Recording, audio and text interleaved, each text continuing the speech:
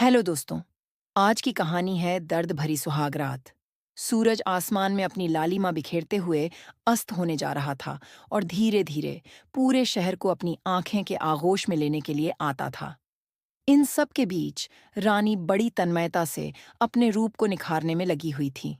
नई नवेली दुल्हन थी। हाल ही में उसकी शादी उसके बॉयफ्रेंड निखिल से हुई थी। शादी के बाद निखिल और रानी सारी रस्में निभाकर अपने हनीमून के लिए सोलन की एक खूबसूरत रिजॉर्ट्स आए थे। सोलन शिमला के पास एक खूबसूरत सा हिल स्टेशन है, जहां से लोगों की भीड़-भाड़ बहुत ज्यादा होती, पर प्राकृतिक सौंदर्य यहाँ बिखरा पड़ा है। वैसे तो यही जगह रानी को कुछ खास पसंद थी और अतीत की कुछ यादें थीं, जो उसे यहाँ आने से रोकती थीं। मगर नितिन की जिद के आगे उसकी एक ना चली।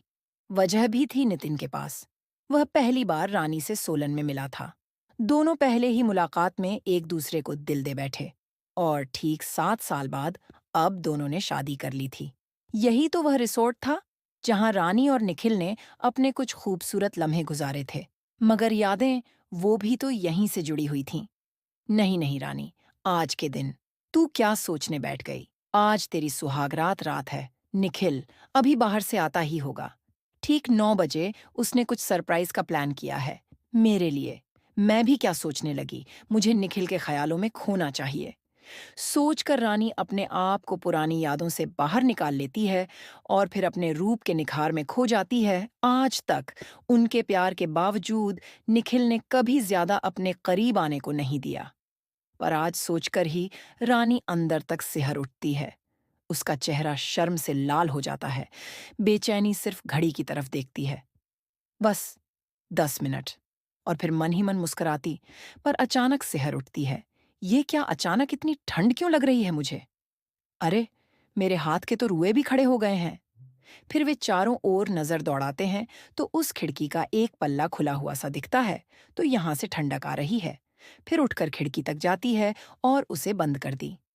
रात गहरे लगी थी और बाहर एक अजीब सा सन्नाटा छाया हुआ था। न जाने क्यों उसे कुछ अच्छा नहीं लग रहा था।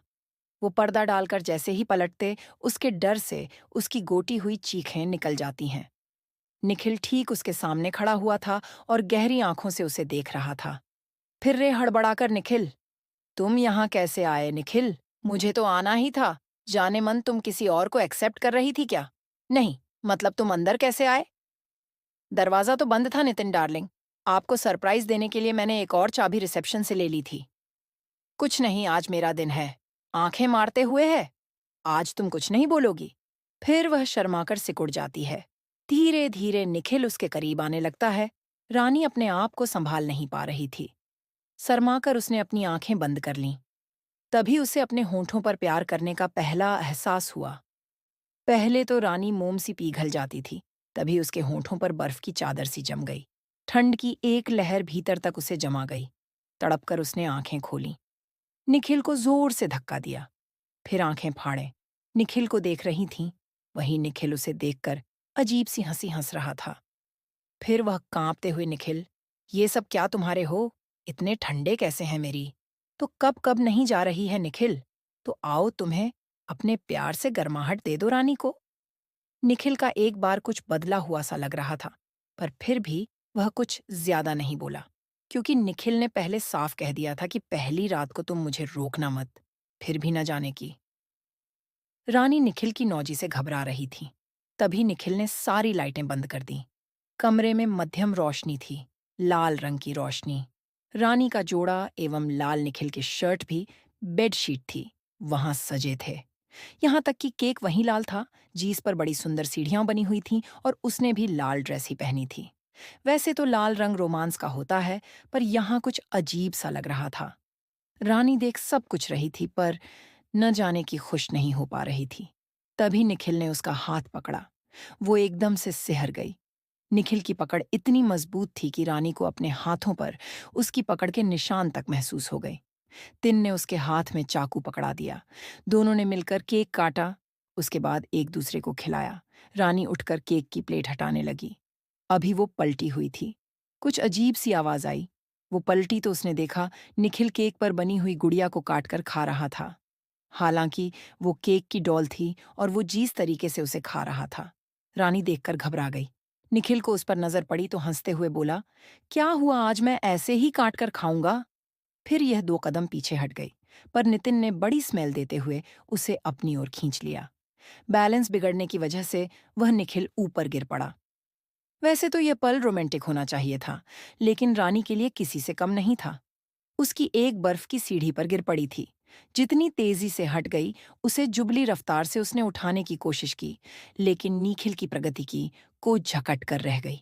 इधर निखिल ने उसे गोद से उठाया और ले जाकर बिस्तर पर लिपट दिया। अब तक प्रिया ठंड से इतना कांप था कि उसकी बोलती ही बंद हो गई। धीरे धीरे निखिल उसके करीब आता गया। उसकी बर्फीली सी उगली रानी के पूरे शरीर पर रैंक से उसके भीतर तक सिहरने को मजबूर कर रही थी। अब तक वो भी बर्फ की सिली जैसे जम चुकी थी। उसकी पहली रात का खुमार बर्फ की सिली के नीचे ठिठुर चुका था। कोई इतना भी ठंडा कैसे हो सकता है कि दूसरे की गर्मी उसे पिघला ही नहीं सकी थी। पहले मिलन का असर ऐसा था कि रानी हिल नहीं पा रही थी। उसकी आंखें बंद थीं और वो कुछ बोलने समझने की स्थिति में नहीं थी। तभी निखिल उसके कान ने धीरे फुसफुसाया था, मैंने कहा था ना कि सुहाग रात तुम्हारे साथ मैं ही मनाऊंगा। मैं तुम्हें वहीं लौटना चाहता था जो तुमने मुझे दिया था, सिर्फ प्यार। इतना सुनते ही रानी ठंड से बेहोशी की स्थिति में चली गई। बहुत देर बाद खिड़की की ओर से गुनगुनी सी धूप में गर्म हवा पाकर रानी की आंखें खुलीं और उसका शरीर का रोया रोया तो दुख रहा था। वह याद करने की कोशिश कर रही थी, आकर उनके साथ हुआ क्या। अभी वो कुछ सोचती समझती तभी जोर जोर से दरवाजे से पीटने की आवाज आने लगी। रानी ने देखा निखिल तो बिस्तर पर नहीं था। रानी ने दरवाजा खोला। निखिल हड़बड़ाया हुआ था, सामने खड़ा था, साथ ही पुलिस भी था। वह बड़ा अस्त व्यस्त सा लग रहा था। रानी ने सोचा कि क्या ये इसी हालत में बाहर गया था, लेकिन क्यों। पुलिस वालों के साथ होटल स्टाफ भी था, जो रानी को विचित्र नजरों से घूर रहे थे। होटल का मैनेजर बोला, मैडम, अगर आपका पति रात भर रूम के बाहर नहीं आया तो आप हमें बता सकती थी, हम लोग इन्हें ढूंढ लेते। कम से कम इनकी हालत तो नहीं होती। रानी असमंजस में थी। रात भर तो निखिल उसके साथ ही था, तो ये लोग ऐसा क्यों कह रहे हैं। पर उसने उस समय उससे कुछ बोला ही नहीं गया, तो लोग उसे निखिल के साथ छोड़कर चले गए। रानी निखिल को लेकर अंदर आई। अभी यह स्थिति समझने की कोशिश कर रही थी। निखिल उसका हाथ पकड़कर रोने लगा। बोला, मुझे माफ कर दो रानी, मैंने तुम्हारी सुहागरात खराब कर दी। फंस गया था। मैंने बहुत कोशिश की, पर मैं वहां से निकल ही नहीं पाया। सॉरी रानी, मैं समझ सकता हूँ मेरे बिना तुम्हारी रात कैसे बीतती होगी, पर मैं कुछ नहीं कर पाया। रानी ये सुनकर हैरान हो गई। अगर निखिल रात कमरे में नहीं आया, तो फिर निखिल जैसे दिखने वाला कौन आ गया। और तो वह उसके साथ सोचकर कांप गई। रानी, उसकी सुहागरात तो हो चुकी थी, पर बर्फीली सुहागरात, निष्प्राण मिलन, मगर किसके साथ। प्रिया ने बड़ी हिम्मत जुटाकर निखिल से पूछा, अगर तुम यहाँ नहीं आए तो कहाँ गए थे तुम्हारे पास। तो रूम की एक्स्ट्रा चाबी भी थी ना। तब निखिल बोला, मेरे पास अगर एक्स्ट्रा चाबी होती तो मैं अभी दरवाजा क्यों पीटता। बात तो सही थी। निखिल व रानी के दरवाजा खोलने पर ही अंदर गया था। अगर नितिन ने सच बोल रहा है तो सब क्या था। तभी निखिल ने बोला, मैं तुम्हारे लिए बुके लेकर आ रहा था कि अचानक से हवाएं बदल गईं। थोड़ा बचने के लिए मैं इस रिपोर्ट के पीछे ढाल पर एक बर्फ से फिसल कर गिर पड़ा। वहां का जो बड़ा सा पेड़ था ना, पीछे के गेट पर वहीं बैठता था कि अचानक उसके आसपास उनकी जमीन तड़कने लगी और ऊपर अपनी जमी हुई बर्फ उसने जगह से हट गई। पता है, उसके नीचे से बिल्कुल एक लाश बाहर आई। वह सही सलामत थी। ऐसा लग रहा था जैसे वो बस सो रहा हो। अचानक से उसने आंखें खोल लीं। उसे देखते ही वह बेहोश हो गया और रात से कुछ लोग मुझे उठाकर हॉस्पिटल ले गए, जहां से पुलिस मुझे यहां लेकर आई। निखिल हकलाते हुए बोला, पर ऐसा लग रहा था जैसे वो लाश अभी भी मुझे घूर रही है। रानी किसकी लाश था निखिल पता नहीं। इसकी फ्रेंच कट दाढ़ी थी और घुंघराले बाल थे। ये सुनते ही रानी नीचे जमीन पर बैठ गई। उसके मुंह से कोई आवाज नहीं निकली, पर दिल में एक नाम हथौड़े की तरह गूंजने लगा, गरीश। इसी के साथ उसका नाम कानों में गूंजने लगे। जब उसने कहा था कि सुहागरा तो मैं तुम्हारे साथ ही मनाऊंगा, शायद मनाता भी। अगर रानी ने उसे 7 साल पहले उस रात के पीछे के गेट के पास वाले गड्ढे में धकेल नहीं दिया होता, तो वह बहुत गहरा गड्ढा था और बर्फबारी शुरू हो चुकी थी। उसने गिरीश के साथ मंदिर में शादी कर ली थी और सुहागरात नहीं मनाई थी। रानी की जिद थी, जब गिरीश कुछ बन जाएगा तभी उसके साथ सुहागरात मनाएगी। इसलिए उन दोनों का मिलान नहीं हो पाया कि किसी को भी इस शादी की भनक तक नहीं थी। मगर इसी बीच निखिल रानी इस रिसॉर्ट में उससे मिली थी। वह उसके लिए पागल थी। निखिल को पाने के लिए रानी ने धोखे उसे पीछे ले जाकर गड्ढे में गिरा दिया था। यहाँ आया तो वो उसके साथ अपनी सुहागरात मनाना था, पर फिर जो बर्फबारी शुरू हुआ कि वो बाहर ही नहीं निकल सका, भीतर ही जिंदा दफन हो गया था। लेकिन तब भी उसने चिल्लाकर रानी से यही कहा था कि सुहागरात तो तुम्हारे साथ मैं ही मनाऊंगा, मैं ही रानी। यह सब निखिल को पाने के लिए किया था। निखिल का पैसा पावर उसे लुभा रहे थे, इसलिए साधारण से ग्रीस को उसने रास्ते से हटा दिया था। पर वही ग्रीस लौट आया था।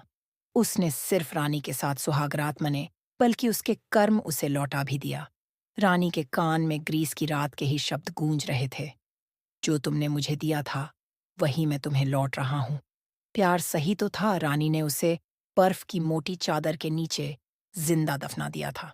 इसीलिए उसने सुहागरात के दिन उसने ठंडक का एहसास दिलाया था। यह क्या हो गया था? अब उसकी आवाज बिल्कुल बंद हो चुकी थी। ये खौफनाक रात हमेशा उनके लिए प्रेरणा की हकीकत बन चुकी है, क्योंकि इसका एहसास था कि उसने जिसके साथ अपनी सुहाग रात बिताई थी, वो एक भूत था। एक सचमुच का भूत। वो न तो किसी को बता सकती थी और न ही कभी कोई भी मिलन कर सकती थी। वो एक जिंदा लाश बन चुकी थी, बर्फीली लाश, क्योंकि वो ठंडक गिरीश की आत्मा ने उसके शरीर को दी थी। वो कभी न जाने वाली थी, कभी नहीं। भूत के साथ सुहागरात बनाकर वो भी तो भूत ही बन चुकी थी, एक जिंदा भूत दोस्तों। बस इतनी सी थी ये कहानी दोस्तों। कहानी अच्छी लगी हो तो चैनल को सब्सक्राइब करना है।